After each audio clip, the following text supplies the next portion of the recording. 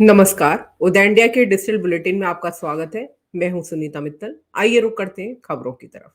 देश के कई पहाड़ी इलाकों में भारी बारिश की वजह से तबाही का मंजर दिखाई दे रहा है। उत्तरांचल, हिमाचल, कश्मीर, राजस्थान और ओडिशा के पहाड़ी इलाकों में लगातार भारी बरसात के कारण जनजीवन अस्त व्यस्त हो गया है।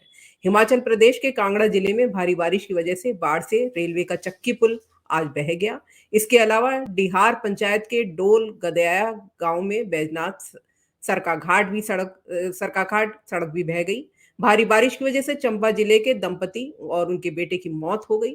कांगड़ा के भनाला की गोडा में एक मकान गिरने से 12 साल के बच्चे की जान चली गई, जबकि मंडी के सराज, गोहर और द्रंग में बादल फटने से 5 की मौत हो गई, जबकि 15 से 20 लोग लापता भी बताए जा रहे हैं। हिमाचल के तीनों राष्ट्रीय राजमार्ग यानी मंडी से पठानकोट, मंडी से कुल्लू और मंडी से जालंधर वाया धर्मपुर को भारी बारिश की वजह से बंद करना पड़ा है। कांगड़ा जिले में भारी बारिश के कारण भूस्खलन से बगली स्कूल भी ढह गया है। वहीं बनोई के साथ लगातार सड़क पर आवाजाही बंद है। लंबा गांव के रिट में भी लाहट कोटलू सड़क पर पुली बह गई है। हिमाचल में बारिश और तबाही ला सकती है, क्योंकि मौसम विज्ञान केंद्र शिमला ने शनिवार और रविवार को कांगड़ा, चंबा, बिलासपुर, सिरमौर और मंडी के जिलों में भारी बारिश का अलर्ट जारी किया है। आज सुबह हुई बारिश की वजह से उत्तराखंड के कई जिलों में भारी तबाही हुई है। राजधानी देहरादून के पास मालदेवता, सरखेड़, टिहरी और यमकेश्वर इलाके में बादल फटने से जबरदस्त बर्बादी हुई है। इन इलाकों के 7 लोग लापता भी बताए जा रहे हैं, जबकि 3 ग्रामीण गंभीर रूप से घायल हैं। उत्तराखंड में भूस्खलन की वजह से फंसे लोगों को बाहर निकालने के लिए एनडीआरएफ, एसडीआरएफ और आपदा प्रबंधन की टीम लगातार काम कर रही है। आपदा में लापता लोगों की खोजबीन को लेकर एनडीआरएफ और एसटीएफ के लगातार अभियान भी चलाए जा रहे हैं। उत्तराखंड के मुख्यमंत्री पुष्कर सिंह धामी ने बाढ़ प्रभावित मालदेवता इलाके का दौरा किया है। उत्तराखंड में बादल फटने के कारण नदी और जलाशयों में पानी भर गया है, जिसकी वजह से गांव में भी पानी घुस गया है। टपकेश्वर महादेव मंदिर के पास क्षेत्र में लगातार बारिश के बाद तमसा नदी उफान पर है।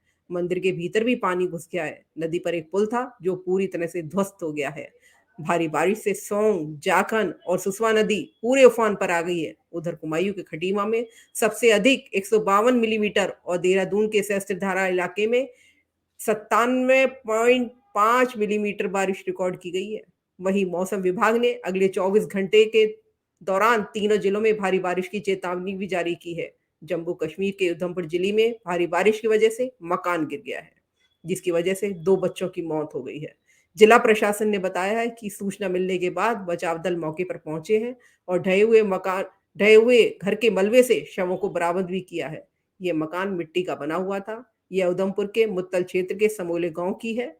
राजस्थान के पहाड़ी जिले माउंट आबू में तेज बारिश से वाहन का नाके के पास की भी सड़क धंस गई है। इसके अलावा सर्वे ऑफ इंडिया के पीछे की कॉलोनी में एक मकान की दीवार ढह गई है। इसी तरह से ढुंडाई के एक मकान के ऊपर के टीन के पतरे भी उड़ गए हैं। बंगाल की खाड़ी में कम दबाव के क्षेत्र में गहरे दबाव में बदल जाने के चलते ओडिशा और पश्चिमी बंगाल में भारी बारिश की संभावना है। हालांकि भारतीय मौसम विभाग ने चक्रवात की आशंका को खारिज किया है। गहरे दबाव के क्षेत्र में तट के पास 60 से 65 किलोमीटर किलोमीटर प्रति घंटा की रफ्तार से हवा चलने का अनुमान है, जिसके आगे बढ़ने पर कमजोर पड़ने की संभावना भी है। उत्तरी ओडिशा और पश्चिमी जिलों में भारी बारिश का अनुमान है। ओडिशा के बाढ़ से राज्य के 13 जिले में प्रखंडों के 266 गांवों में करीब 5 लाख लोग प्रभावित हुए हैं। वहां 470 गांवों में 2,55,325 लोग बाढ़ में फंसे हुए हैं। ओडिशा के 190 राहत केंद्रों में 1 लाख लोगों को पका हुआ भोजन भी उपलब्ध कराया जा रहा है और 90,000 लोगों को निकालकर सुरक्षित स्थानों पर भी पहुंचाया गया है। और अब बात करते हैं बाढ़ के अलावा दूसरी खबरों की। मुंबई में कोरोना के मामले तेजी से बढ़ रहे हैं। शुक्रवार को कोरोना के 1,000 से ज्यादा मामले सामने आए। मुंबई में कोरोना के मामले फिलहाल 6,000 के आसपास पहुंच गए हैं।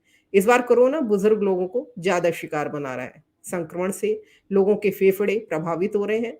कोरोना की वजह से लोगों के गले में दर्द, लगातार जुकाम और सांस लेने में तकलीफ हो रही है। हालांकि इस बार कोरोना की वजह से लोगों की मौत तो नहीं हो रही, लेकिन मरीजों को ऑक्सीजन लगाने की जरूरत जरूर पड़ रही है। पिछले कुछ दिनों से मुंबई में कोरोना के हर रोज 1,000 मामले से ज्यादा सामने आ रहे हैं। मुंबई में आतंकवादी हमले की धमकी दी गई है। पाकिस्तान के एक फ़ोन नंबर से मुंबई पुलिस के ट्रैफ़िक कंट्रोल के नंबर पर 26/11 जैसे आतंकी हमले की धमकी दी गई है। इस मैसेज में कहा गया है कि 6 लोग मुंबई पर आतंकवादी हमला करेंगे, जो कि भारी हथियारों से लैस होंगे। ये धमकी मिलने के बाद मुंबई पुलिस अलर्ट पर आ गई है और जाँच भी शुरू कर दी है। फिलहाल ये नहीं पता चल पाया है कि ये मैसेज किस आतंकवादी संगठन का है या कोई शख्स शरारत कर रहा है। 2 दिन पहले ही महाराष्ट्र के रायगढ़ में एक संदिग्ध बोट से 3 AK-47 राइफलें और भारी मात्रा में कारतूस बरामद हुआ था। दिल्ली सरकार के उप मुख्यमंत्री मनीष सिसोदिया की गिरफ्तारी को अब लगने लगा है कि उनका गिरफ्तारी का डर भी सताने लगा है। उन्होंने कहा कि अगले 3 से 4 दिनों में मुझे गिरफ्तार कर लिया जाएगा। मनीष सिसोदिया के खिलाफ सीबीआई जांच चल रही है। मनीष सिसोदिया के घर और दफ्तर पर सीबीआई छापा मार चुकी है। मनीष सिसोदिया ने केंद्र सरकार पर आरोप लगाया है कि केजरीवाल को रोकने के लिए उनके खिलाफ ये कार्रवाई की जा रही है।